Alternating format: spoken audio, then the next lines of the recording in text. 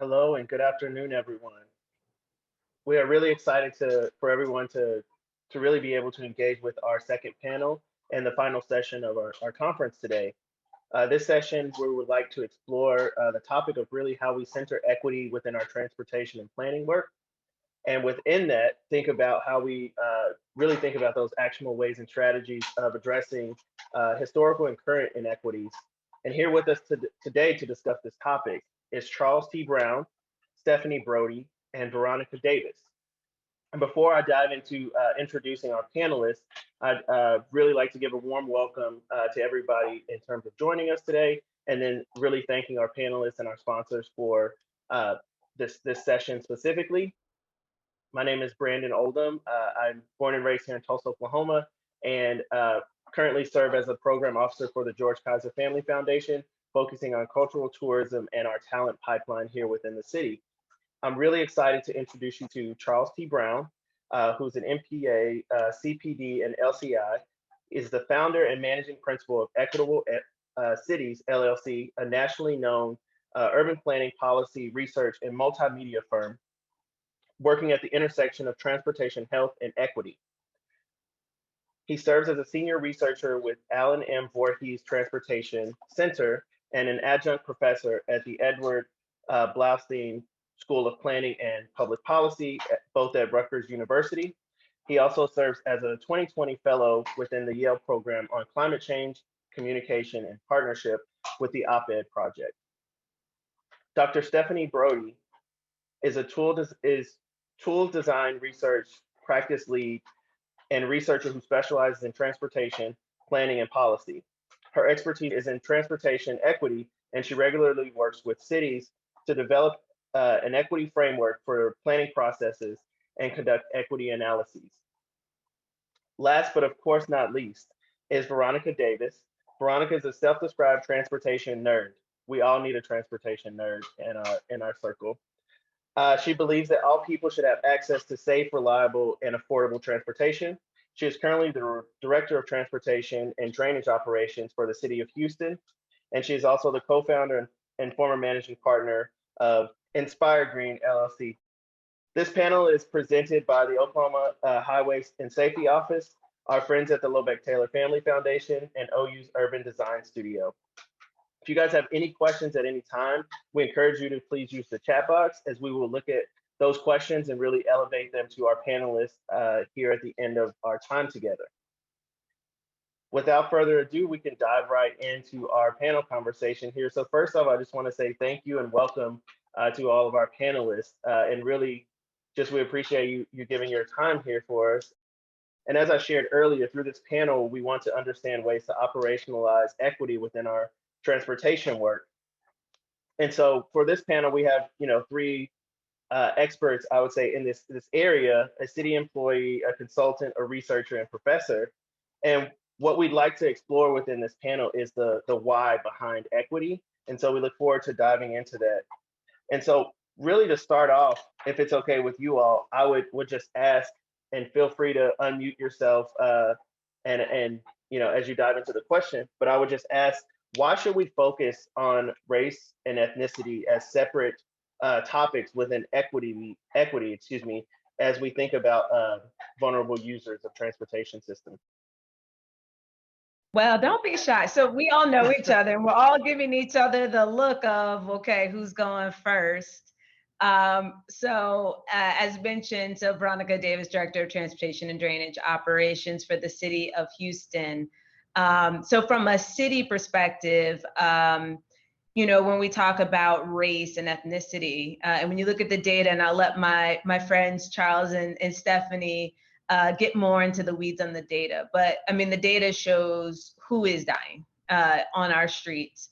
Even here in the city of Houston, 52% of our streets that are on the high injury network, where there are serious injuries and fatalities, are in communities where there are high populations of Black and Brown people. And so that's why we need to have that focus. And what we are doing, even the Mayor Turner, we have complete communities. I know that a lot of times in the urban setting we talk about complete streets, but the mayor here has taken it further to talk about complete communities and focusing on largely Black, Brown communities that have been so historically under-resourced, that at this point we need to make our investments and channel our city's investments in these communities just to even bring them to a standard. And so that's what we're doing. And we've been given our marching orders. And so we're advancing projects. A lot of our bike projects are actually happening in Black and Brown communities.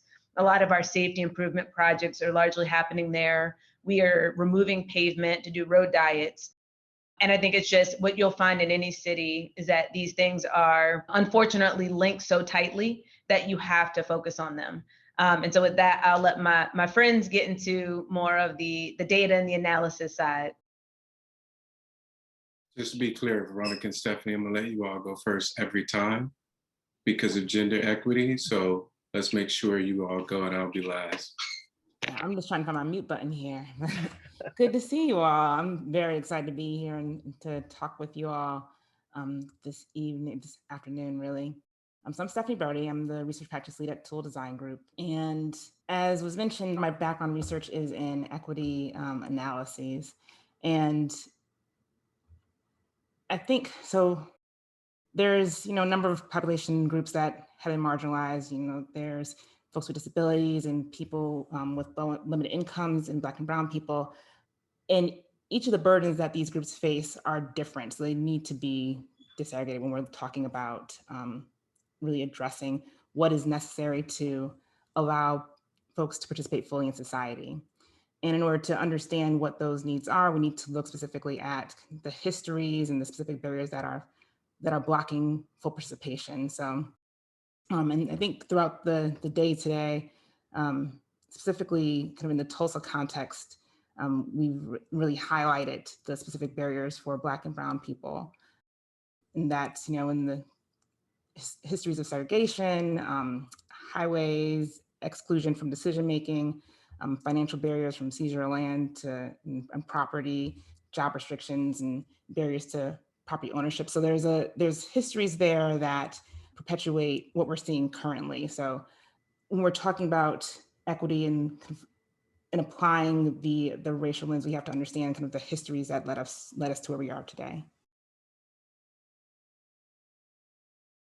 I'm Charles T. Brown, President and CEO of Equitable Cities. I'm a researcher, I'm a practicing planner, as well as a professor at one of the top schools in the country, Go Knights. In terms of this question, race and ethnicity, why is it important in the context of planning? The answer is because it has always been important. The difference, though, is that what we've done historically is we prioritize the needs, the concerns, et cetera, of the majority of our dominant society, which are our white brothers and sisters, as opposed to those of our Black and Brown brothers and sisters and low-income populations. So we just need to get the history right. Race has always been at the center. And now that we're starting to center race as it relates to those who have been historically disenfranchised, now all of a sudden we question, how can we do it?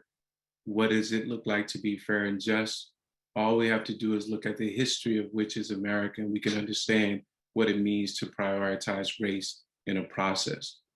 The difference here, however, is we're not just looking at or looking for a prioritization of race.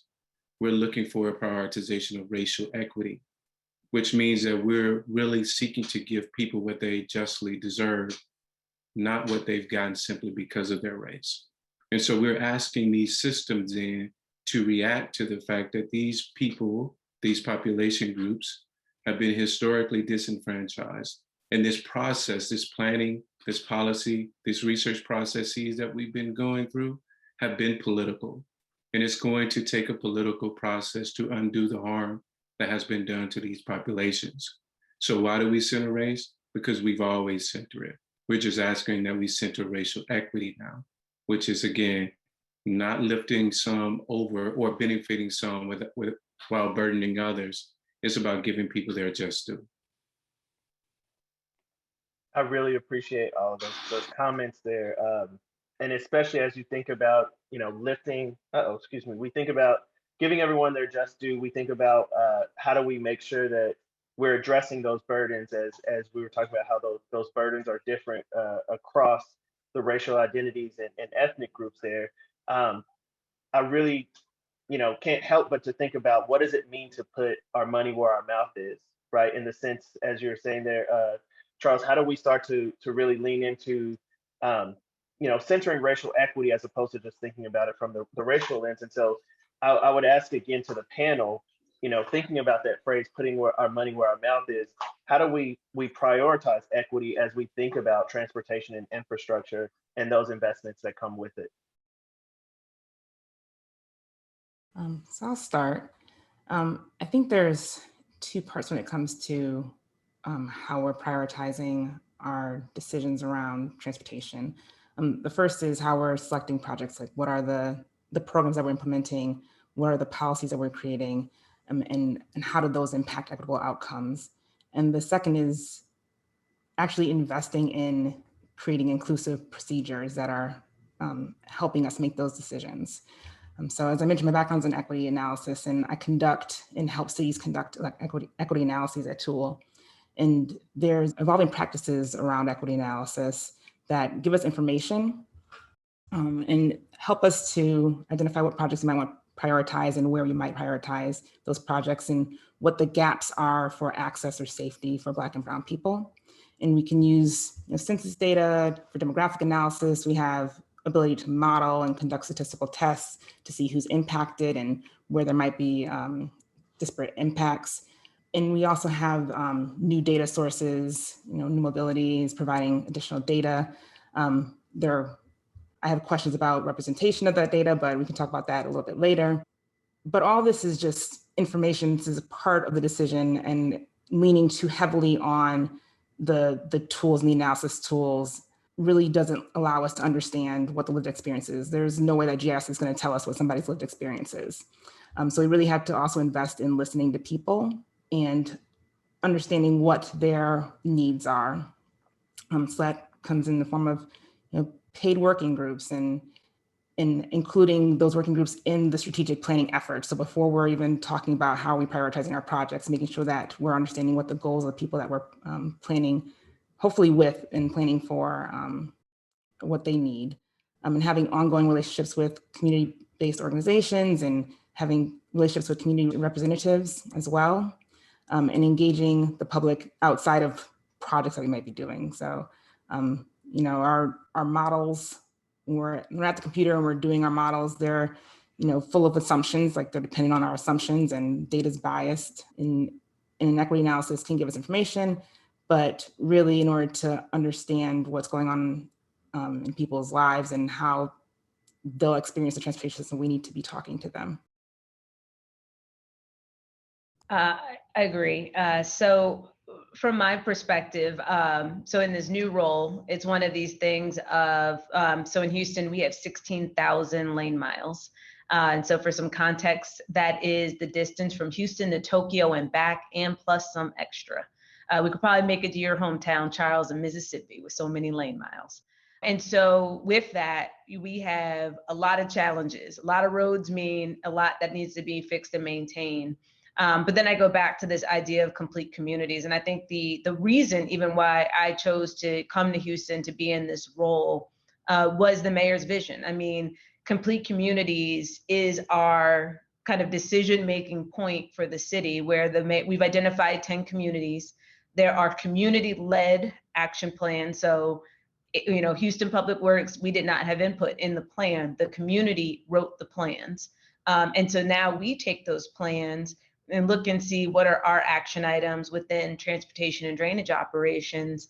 And we say, this is where we invest our money.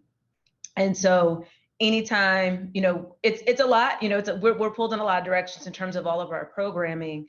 But anytime we have things that we need to get done, the complete communities are at the top. So if we have intersection money, it goes to the complete communities first. If we're doing bike infrastructure, it's about prioritizing the complete communities. As we look at our pavement conditions and we're set to redo 292 miles of pavement every year, boom, let's go back to the complete communities. Where do they rank on the list, and bringing them to the top? So at some point, it is about prioritization. One of the things I say, I think sometimes we look at equity as everyone gets what they need. I don't have the budget. My needs for the city exceed what I could ever pay for. And so it's really more of an ER model of we have to make decisions on who is the priority. And typically what cities do, it's whoever calls first, whoever, goes to the nurse's station most often, jumps to the front of the line, even if their need isn't that great. But then there's sometimes, it's when you look at an ER, it's the person who is most critical is the person who is seen first. So even if Stephanie, Charles, and I go at the same time, and we all are different race, different income, or whatever, but Brandon, if you come in with the more serious injury, you move to the front of the line, and all the resources go to make you stable before they get to the rest of us. I mean, and that's really what it's about. And so, fortunately, I'm walking into a system where we have our complete communities, and we are told that that is where we need to invest our resources in these 10 communities. I would invite you in the city of Houston to visit Mississippi. As we've said, or as Faulkner said, to understand the world, you must first visit a place like Mississippi. So please visit. When it comes to centering equity, let's be real here. The first step is the acknowledgement of why it's even important. What this conference has done by recognizing what took place in Tulsa and the role and the responsibilities, the trials and tribulations that resulted from that is the first step in any process, acknowledgement of it. Then once we get to discussing why equity is important and what we could do about it, we must first define what is meant by equity. It's not enough to use the aggregate form of equity. We must disaggregate equity and speak specifically to if we're talking about racial equity, income equity, ability equity, gender equity, etc. Because as we know, Brandon may be the most injured person. Brandon is Black, but other forms of equity tend to get in front of equity, Brandon, depending on the politics of the city. For instance, one may say, well, Brandon's gender matters less or matters more than his race. When we're talking about who has been dying in these cities and who has not have access to the things that we're promoting, connected or not, we know that race is that one variable and income is that second variable. So once we have a clear acknowledgement of that, then we could talk through complete communities, et cetera. Because to Stephanie's point, equity is not just a desktop exercise. You can't run an analysis and now think that you know equity. You must go out and meet the people. Now let's talk about process or processes. It's about the planning process. It's also about the public, the policy process as well, or the creation of policy. Are you creating policies to disadvantage some and advantage others is a question that you must ask. Outside of equity being a process, it's also about the outcomes. Again, are you looking to ensure that you're not favoring some over others due to the investment decisions that you are making? And one way to take a look at that is to look at your distribution of resources over time, as well as the places in which you're putting these in resources or investments. Lastly, I would say it's not enough to simply give Black and Brown communities what they truly deserve. You must also maintain that infrastructure because there's a lack of maintenance in these communities, which continue to perpetuate the injuries and the fatalities that we've seen. So I would probably close with, it matters too who you select to be part of your consultant team, as well as your staff, because you need people bold enough, brave enough, and who are willing to risk it all to fight for those who have been most disenfranchised. And if we're not willing to have that conversation, we're not doing equity work, we're simply being political. Thank you for that. And with that, I would ask if you guys wouldn't mind, could we explore what it looks like, or at least any thoughts you have on what it looks like to have people, like what is the actions of said people who are willing to fight in that manner? In terms of what it looks like, we just stated follow the money. Where's the money being spent? year after year? Is it going to the communities, as Verona has stated, Houston is trying to do? Is it going to the communities that need it most? That's a yes and no question. Stephanie has stated you can do an analysis on a desktop to see if that is indeed true. If you're finding that it's not going to the communities that need it most, you're being inequitable. If you have a race-based issue and you try to address it through a gender or an income lens, that's being inequitable. If you are trying to be equitable, but you're not inclusive, meaning you're not taking into consideration our brothers and sisters of whom have disabilities, you're also not being equitable. If you have an all-white staff and you are head of a city, municipal or region or state government, you're not being equitable. If you hire a planning firm, an engineering firm that only has white staff, you're not being equitable. So if you want to be equitable, you do the things to ensure that there's diversity, equity, and inclusion throughout the entirety of the organization.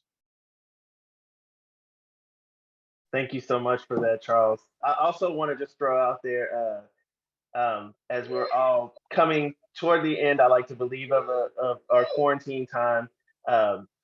We will not be able to experience this, but if you hear any barking, that is because my dog believes she should be involved in all Zoom calls as well. So I apologize for that in advance.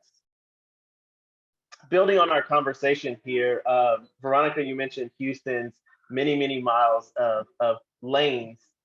I think about the ways in which the bike infrastructure is starting to signal progress. The bike lanes sometimes also signal gentrification. So how can we think about and really have a critical understanding of gentrification, displacement, and really how do we start to think about mitigating those as the transportation work comes into some of these neighborhoods and really areas that have been disinvested in over the years? So I will say a couple things. One, I'd say the one challenge of not having bike lanes is when you're last at the table, you get to learn from everybody else. We're last, but we're at the table. But it also allows us to be in a position where our default is what we're calling high comfort bike lanes. And that is our default. And then if we're unable to fit that in the right of way, which is very rare, then we'll go to bike lanes. But we have plenty of lanes to choose from in most streets. And frankly, I think the reason why bike lanes and gentrification have gotten so tied into each other is largely when you look at other cities I've worked in, where did the bike lanes go in first? In the largely predominantly white areas, which then attracted more people. And so when that investment finally starts going into Black neighborhoods, there's this perception of this isn't for me. But I think I will tell you, what's really interesting about Houston, when you actually look at our bike lanes, we do have some in downtown. We have a two-way cycle tracks, two-way high comfort bike lanes in downtown. However, there's a lot of bike lanes that are being built on the east side of town, which is largely Black and brown community, working very closely with the Black and brown community, because we have different people biking. And I think in every other city, you do have people who are biking, but that infrastructure hasn't been provided for them. And the city works very closely with communities. And Houston, as I'm finding, has a really awesome bike culture. I think the challenge is, people will say, what I heard when I came here is, oh, Houston doesn't have a bike culture. And I think that's because a lot of times in cities, bike culture is seen as the large bike advocacy organization, which is largely going to be, young white people, led by young white people. But here, there are so many different bike groups. Different cultures have their own different bike groups, their different swag, and there's literally a bike ride every night of the week. And so there is a very interesting and awesome culture, and they've been engaged in the process. And frankly, a lot of our on-street bike infrastructure is occurring on the east side of town. I think it also helps that our county commissioner, Commissioner Ellis for Precinct 1, he's a Black man, but he bikes, he loves biking. And so that is also where he's investing the county dollars, is on that east side of town to put in bike infrastructure. So I think here the conversation has less been around biking and gentrification, because that's just because of this is where it's gone first, and not, oh, we'll finally get to these areas, which means it's not for you. And there's been a lot of close coordination with the community as they are being designed, largely, which is why high comfort bike lanes is the default here.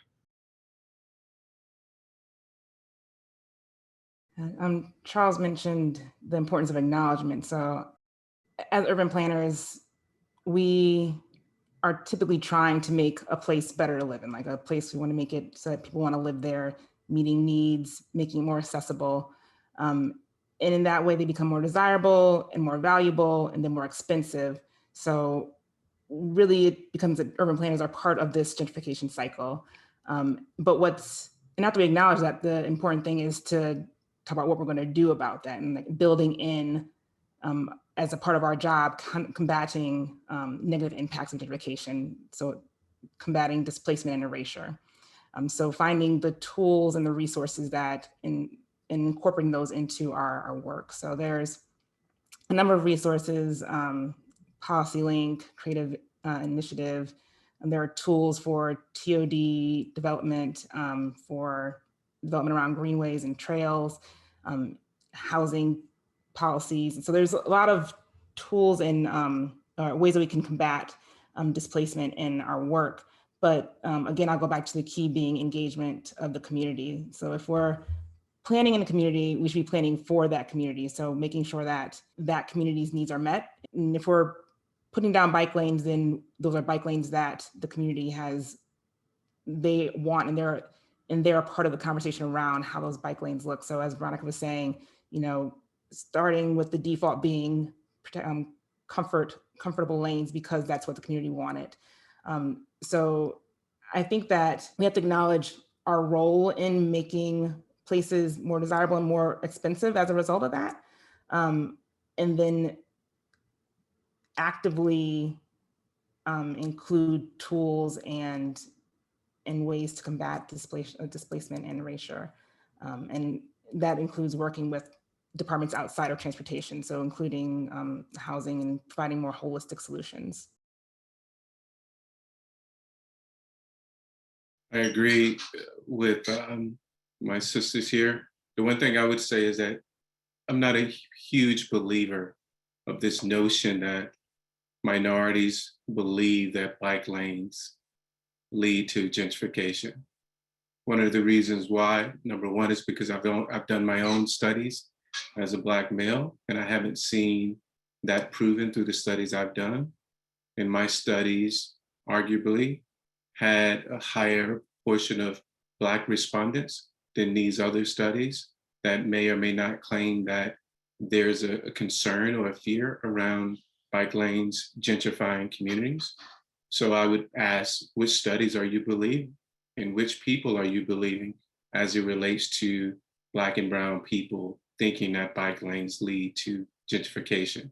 Of course, there are some that make the connection, but there are many others who want a comfortable bike lane, who want a bicycle lane on their street, so they too can enjoy the freedom and mobility of their counterparts. But to Stephanie's point, it's also not about gentrification.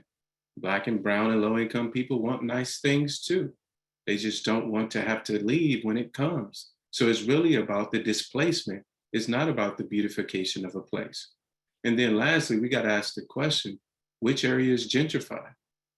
You gentrify where you've already devalued Black and brownness, and you have chosen to not invest in those communities, making it more likely that when you do bring these things, gentrification and thus displacement is possible. So this is about values. These are about the prioritization of cities to ensure that their processes are equitable and inclusive. And so it goes back to my earlier statement. These are political processes that have always centered race. They just haven't centered equity. Thank you again. I could not just agree with you more as you all were speaking on that question. I live here on the north side of Tulsa and could not have been more excited when we had new trails, or excuse me, new bike lanes put in and new transportation paths for bikes as well as alternate forms of transportation. Um, but one of the pushbacks I got from someone when they saw me on the bike, they asked me, why are you riding this bike around here? And I said, this is actually my bike. I enjoy, riding the bike around, sometimes with the dog. But one of the things I asked them is what makes you hesitant, about your appreciation of these bike lanes. And they shared what it shows now is that people are paying attention to us. The city's looking at this area of town, this neighborhood, and they were not sure that that was the case previously. And so there causes some concern there as to now that you're paying attention, what will happen next or how will that happen next. And to that end, we started to see more and more scooters on the trail that's just outside of my house. And so, in you all's professions, how have you seen policymakers and as well as these alternate forms of transportation, whether that be scooters, the bike shares, and even programs and companies like Uber and Lyft, how have they really shown up and either really enhance the opportunity there for the most vulnerable populations to be served, but also how have they hindered that? New mobility options, whether they're scooters or ride hailing systems, they're entering a transportation system that already exists. So they're entering on our roads and sidewalks and becoming a part of our transportation ecosystem.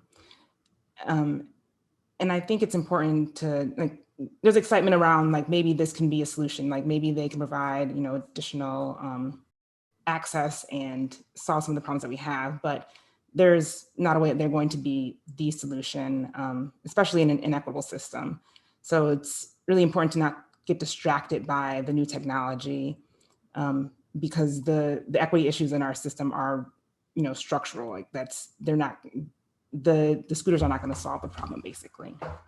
And to that end, it's critical that we have clear goals for our transportation systems and what new mobility and how new mobility fits into those goals, and having equity embedded in with those goals. So there's a number of cities that have had planning efforts specifically around mobility, so Seattle and LA, and I'm actually working with San Jose now, who's developing an emerging mobility plan, and they are centering equity. So they have an equity task force that is really critical in establishing the goals for the plan and providing feedback around the strategies that are being put into the plan. And there's also a survey effort, a public survey effort that is really trying to get at understanding how race and ethnicity impact preferences for transportation generally, but specifically for emerging mobility. So when it comes to the new tech, I think it's important to keep it within, to understand it within the context of our current transportation system, and to try to see where it can benefit and solve some of the challenges that we have in terms of our inequitable system, but knowing that it's not going to be the solution, and that it's within a system that needs some structural adjustment. Veronica's quiet. I mean, she doesn't want to answer that one, so I'll take that one. Full disclosure, I'm on the Global Safety Board of Line. So anything I say as it relates to e-scooters, I'm not in any way speaking to or for Line. What I have an issue with when it comes to e-scooters historically is the issue of gender equity. There's a lack of female representation as it relates to ridership, and I have not seen a concerted effort to make them safer and more comfortable for women, especially women with families. There's also an abilities equity issue. I haven't seen new mobility devices in mass scale accommodate persons with disabilities. Another problem I see, and this gets to your comment, Brandon, about the community's comment, I see a sort of criminalization of mobility, especially as it relates to these new technologies and whether or not they find themselves in the quote unquote undesirable areas of town. And with these new technologies come increased policing or over policing. And thus it appears that people of color and low income populations don't think it's for them. And it's because they've been told by the unjust police practices that is not for them, because people are questioning how, why, and when and where they're writing these systems. So what we need from these micromobility providers are better public outreach and engagement efforts, better marketing efforts, because mostly we see the images surrounding them are those of our white brothers and sisters. We need much more diversity in the images. And then lastly, Veronica stated swag very early, so I'll say swag again. If they really want to connect with the Black community, these devices do need a lot more swag, because right now they're just simply not attracted to Black and brown populations. And so I think what they need to do is hire some more Black people in higher positions to redesign them to make them much more attractive to us and culturally appropriate, because right now they're not. And that's free advice for all the micromobility providers out there. If you do what Nike has done, if you do what Louis Vuitton has done, perhaps you'll see greater ridership from the Black and brown community. Don't leave out Adidas there. They found their superpower in collaborating Adidas, yes. Black artists. Adidas too. Thank you all again for your words and sharing your wisdom here. One of the pieces that I want us to address, if we can, here is that just the word equity in itself sometimes can seem like a buzzword, and folks want to find out. We've done these exercises even internally at the foundation I work at.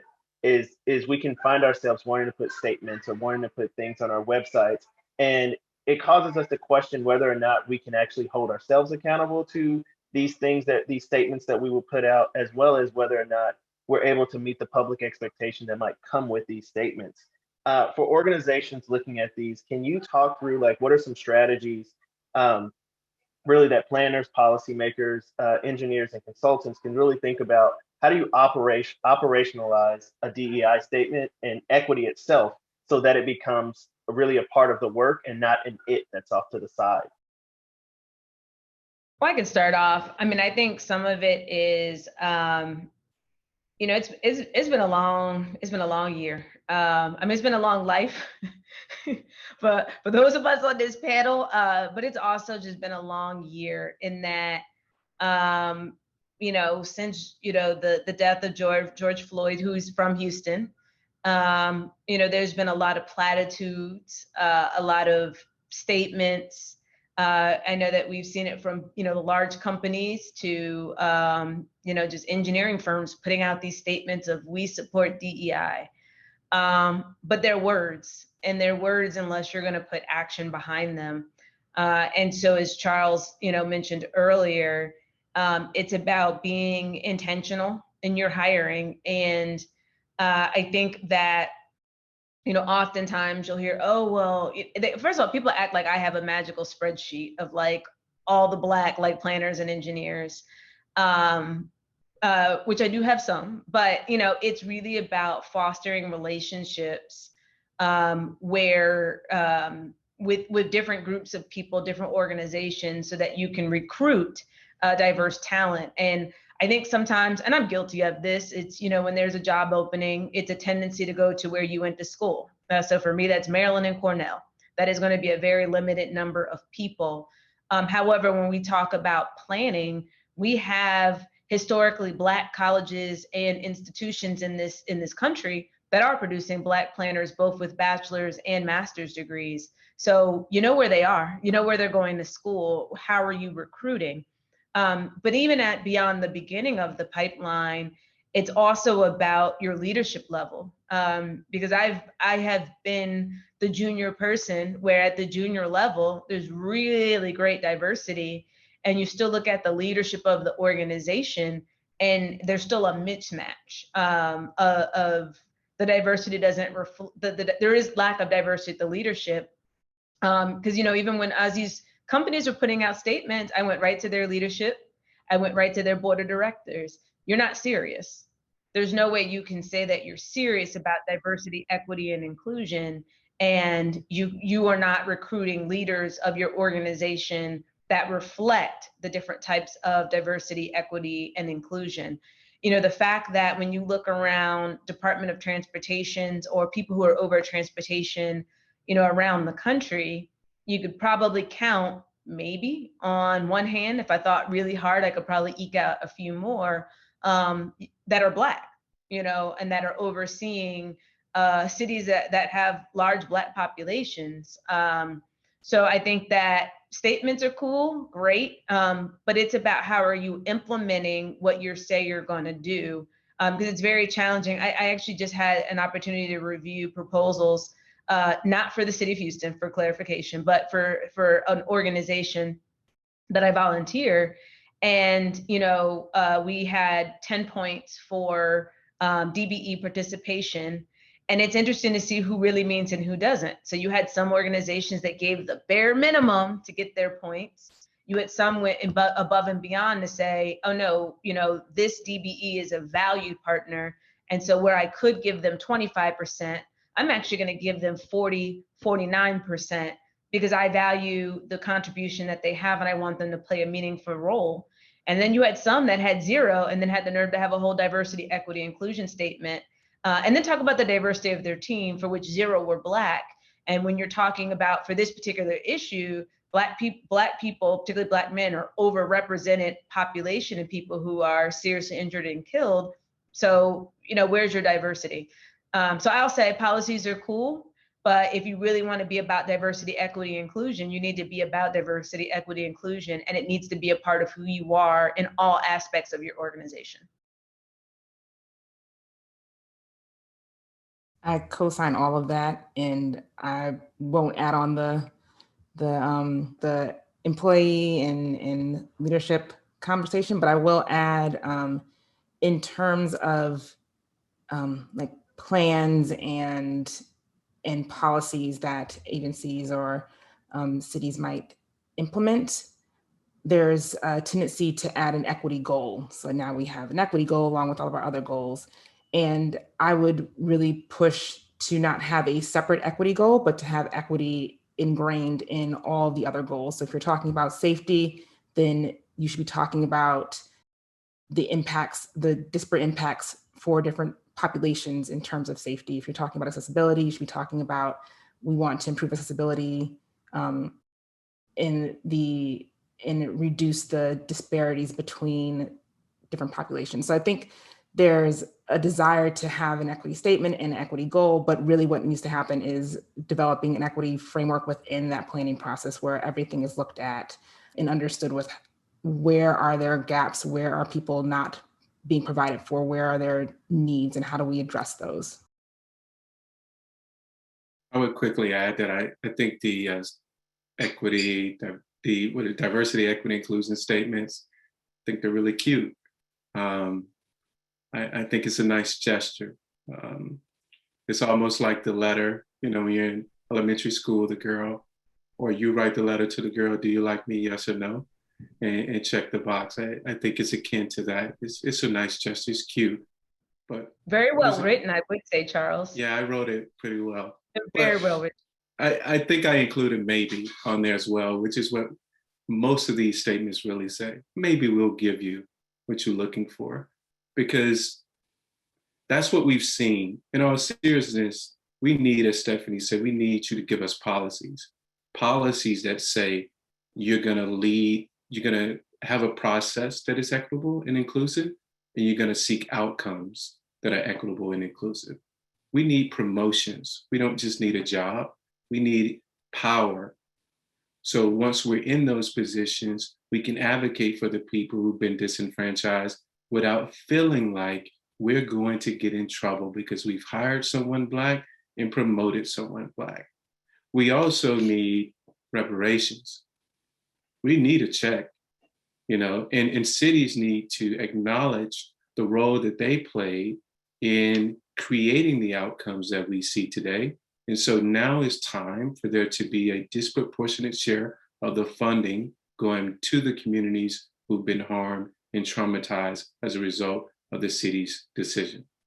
And we need investments in bicycle infrastructure, pedestrian infrastructure, transit, et cetera. And then we just need a check for check's sake, a blank check written, well, not a blank one. We want it to have a huge number going to each and every Black person out there. So that's what we want. And lastly, I would say we don't want equity statements. We want racial equity statements. We don't need the aggregate. We need the disaggregate, racial equity. Because when it comes to all the other categories, again, race is going to be the one that shows up most. I also have to throw this out here. I am not a trained firefighter, so it's really difficult for me right now to pick up this hot mic that you all have just dropped. So if we could get some support on this line to pick up this microphone, that would be helpful.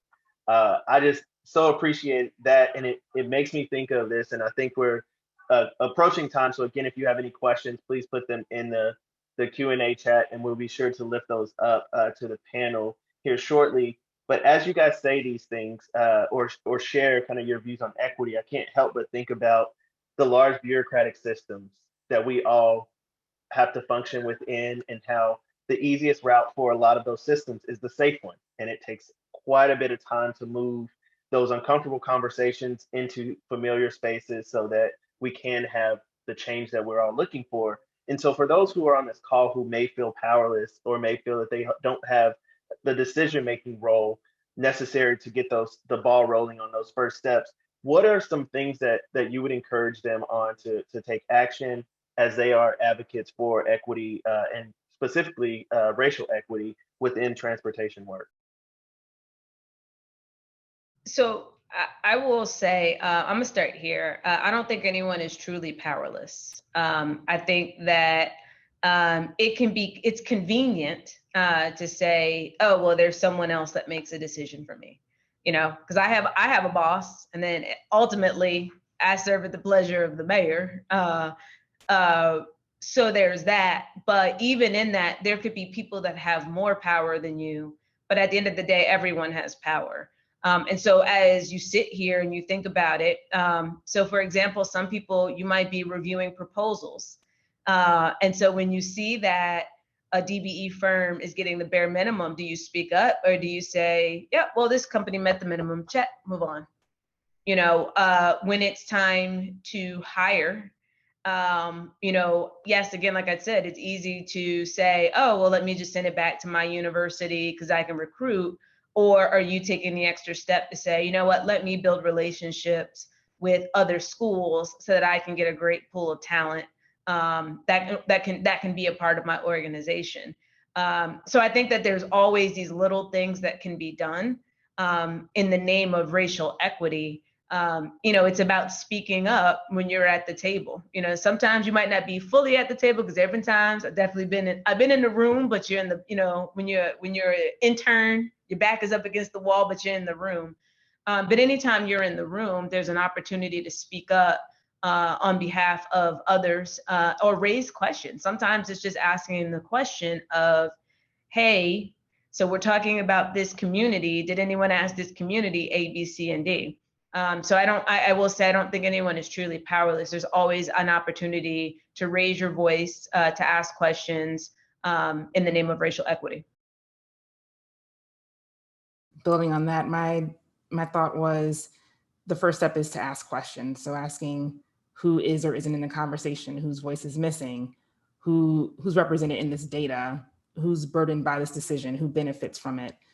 So like asking these questions consistently, and that's the first step, and then formalizing those questions into how we do our work daily. So just constantly asking these questions to yourself, but then also to those who may have more power than you. So kind of asking these generally in conversation. And then the next step is then to act upon the answers to these questions. So we're asking them, but what happens next? So I think that's what I'll add to what those first steps could be. How do you kind of start moving the the big machine in the correct direction. I have a pretty simple statement about if you question your power within these systems, I think you're in the wrong position, because you have to understand that when you're doing this equity work, you're sacrificing a lot. Even us as seasoned professionals now, we probably have to some degree, monitor what we say. So it's not just being, willfully ignorant here. You have to play the game, but at the same time, you have to ask yourself a very serious question. Are you going to stand on what's true and what's just, or are you simply going to just perpetuate the status quo? If you find yourself having been a follower since childhood, this is not a role for you.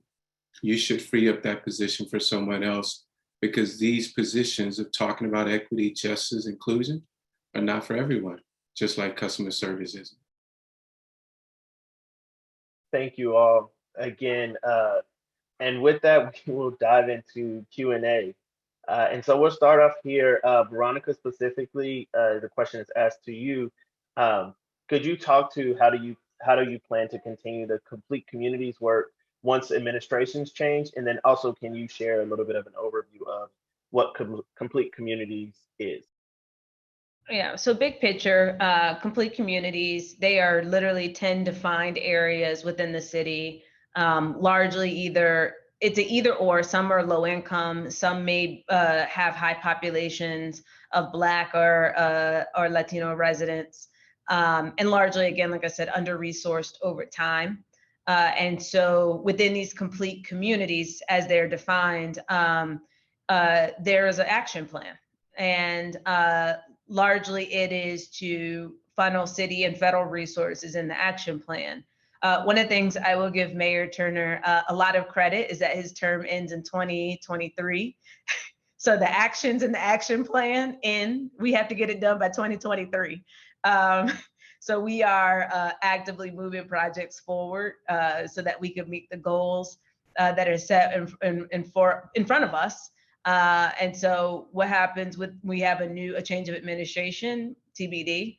And I think that's why, with Mayor Turner, it's on us to get this done, within his term. And I think that, it's smart on his part, because I think I've seen, working in consulting, I've seen a lot of administration changes in different governments. Sometimes someone comes in and they wipe out all the old programs. But that is how we are ensuring it's getting done, is that we have 2023. I like your new Southern accent, Veronica. I must say, it's pretty cool. Now I'm working on my y'all, not quite there yet. Just keep practicing. I'm here for it. I'm here for it. One other question to you, Veronica, within the realm of prioritizing and operationalizing equitable transportation systems and infrastructure within complete communities. Can you talk about the how you work within involving that in the funding packages and that process of bond issues? And Yeah, is there flexibility, when you're able to spend those public funds in Houston? Yes, and so one of the things that's unique about my particular service line is we're considered an enterprise fund. So we're not in the general fund. It's like Hunger Games over there. We're not over there. Our money is our money. So a portion of our money is funded by the drainage fee, because I do have the drainage system. And then I know this has nothing to do with what we talk about, but an important point in Houston is our streets are actually a part of our drainage system, and not just below the street. Our actual streets are designed to hold water in extreme weather events. And that is an important point to make. One, the drainage fee. So we get money from that. And then we get a portion of our money it funnels through Metro, but it's basically a sales tax looking at mobility solutions. But within that, I have some freedom within the funds of how we allocate things. Now, the challenge is that we have all these other metrics on us. So we have to rehab 292 lane miles a year. And so we try to do that systematically. And so some of that is looking at pavement condition, because I will say there are some streets that you probably don't want to drive on while holding a cup of coffee. in the city of Houston. But we aim to be better. But largely it is, when we're allocate our money for different things, whether it's bike lanes, whether it's intersection redesign, all of that, it is making sure that that money goes to complete communities first. And as an example, we had set aside some money this year because we weren't sure what was going to happen with COVID and funding. So we found ourselves with $10 million, of which we said, great, what can we do in complete communities to move these projects forward? And that is what that's about. It is about attaching that money. It goes to the complete communities anytime we have. So that's how we prioritize. One of our big projects we're moving forward, which is a road diet, installation of high comfort bike lanes, drainage, and all of that, is occurring in a complete community. Thank you so much. We have I'll read the question here, and really it's open for the panel. It's not addressed to a specific person. So we have a free Montessori elementary school, which has caused gentrification in the North Tulsa community, and the entire area is changing rapidly. 5 miles away is a historically Black school, and because of the application process, kids that live in the area and in the neighborhood are having a difficult time getting into that school, and the neighborhood around the school has been greatly depreciated. How would you work towards bringing equity around this school, and how do you speak towards bringing equity from that children's perspective? Yeah, schools are a whole other black hole. I will say this. One of the things I will say, and this is all I'm gonna say about schools, because I'm trying to understand schools myself here. But what I have seen some schools do has done universal early childhood education, and therefore what you're seeing at the elementary school level, even in lower income areas, is a rise in test scores. But as we talk about equity, do test scores really measure what they should be measuring? And I think that in this COVID world, a lot of us are questioning.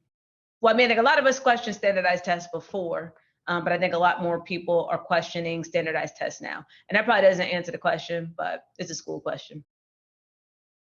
I'll weigh in on the school issue. I think the school issue is one of those tools we've used to continue to segregate and disenfranchise certain communities. So what you do in the Montessori school or elementary school did not cause gentrification. What caused the gentrification in that neighborhood was a lack of education or miseducation in the existing school system there. So what people are doing is that they're moving and they're driving to and trying to find the best education possible for their kids.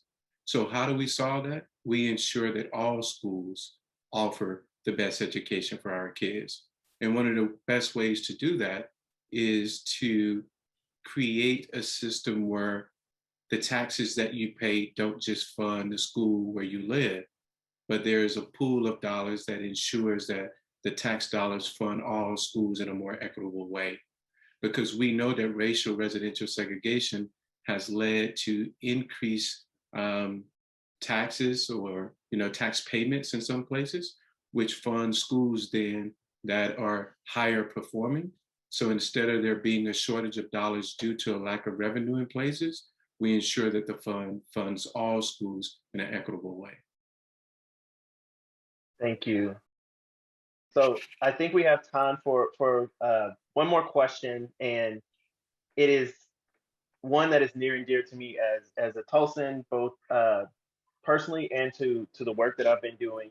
And it's really centered around the highways that have gone through Black and Brown communities for the history of America.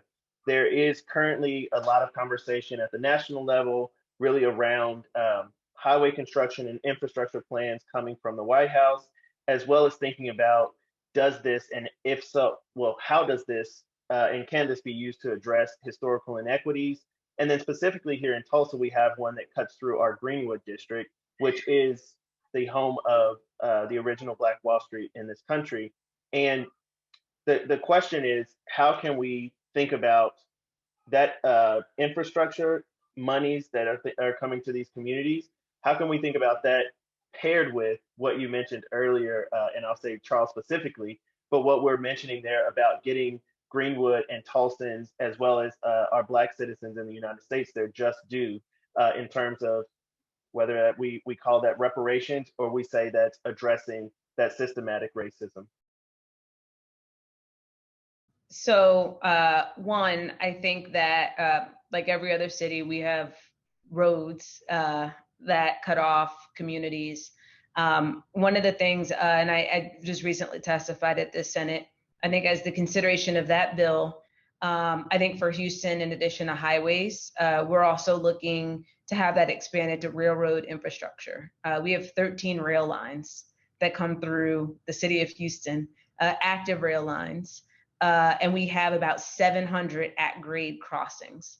So largely when we look at impediments for people to be able, for reasons why people are disconnected, it's the railroads. And so we're hoping that some of that money can be expanded to railroads so that we can improve connectivity for people for communities who are literally cut off. I have even just, from an operations perspective, I have a facility that if there's a train coming, we can't even get our trucks in and out of the facility. So that is what we're hoping to do here, is to be able to reconnect, and it largely affects Black and brown communities, but being able to try to expand some of that to deal with the railroad crossings. So a challenge that I've come across recently is actually trying to account for how many communities, where the communities are, and who was impacted by the highway push of the 50s and 60s. And I think in order to start talking about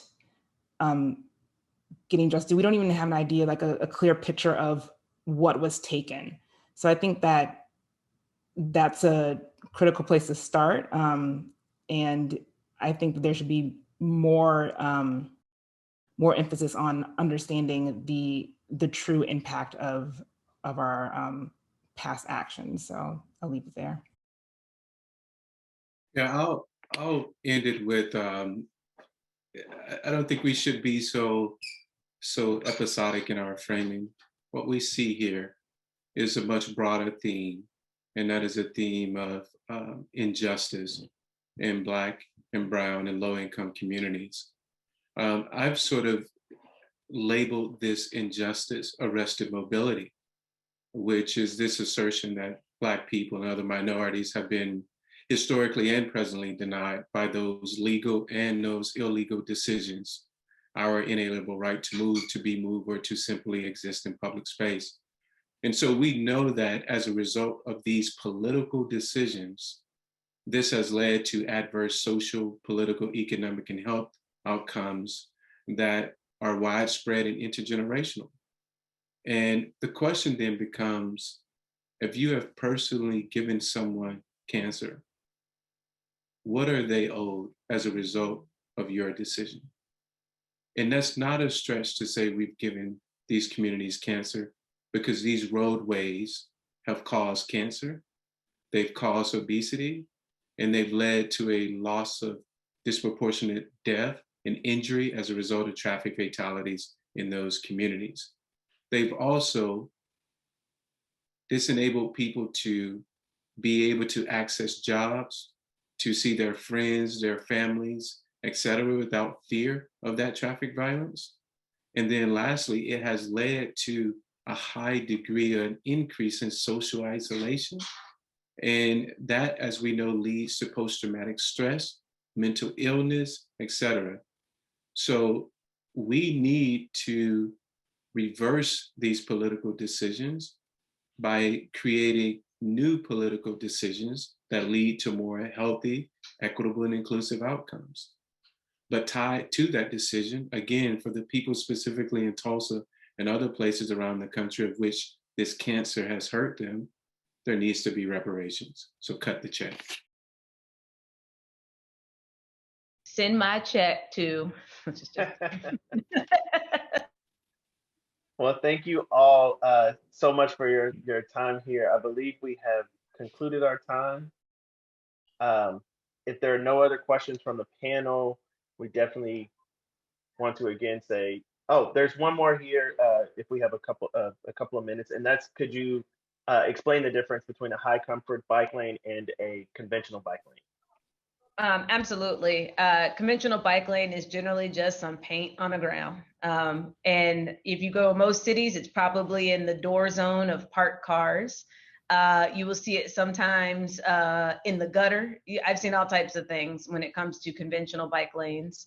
Sometimes there might even be a buffer, but it's paint. Like, this magical buffer is going to stop anyone from being in your lane. But with high comfort, a lot of times I call them protected, but it's going a little bit further than just, hey, we've protected them. It is, would a person feel safe biking in that if they were with a child, let's say? And so they tend to be a little bit wider. We have a lot of roadway here. We have a lot of lanes to work with, but they tend to be slightly wider lanes, wider buffer zones, and then more of a physical barrier between. We are right now experimenting with different types of barriers to see what will work best. But yes, it is essentially a protected bike lane, but we're just calling it high comfort because it is ensuring that people feel comfortable as they're biking through it, which means that we might have to make other adjustments beyond just the standard design. Don't believe that, Brandon. What this is, in Texas always has a way of trying to do things bigger than everyone else. So this is just Texas' way of overindulging. That's all it is.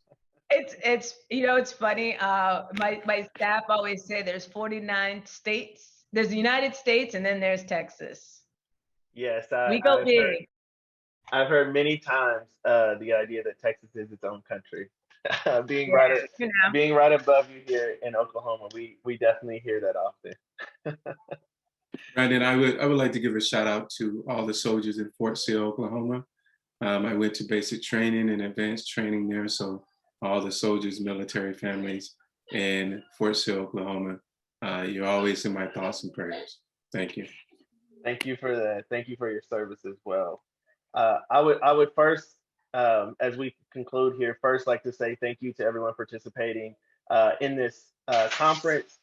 Thank you to Jane and Louisa for reaching out and allowing me the opportunity to participate in this panel with you all. And then before I hand things over to Jane, I want to just say thank you and express my sincere gratitude to you, Stephanie, to Veronica, and to you, Charles, for allowing me to lean in and learn as you share so much wisdom with this group of people who are learning on this day and this conference. No problem. We love you, brother. Thank you for inviting us. Yeah, thank you.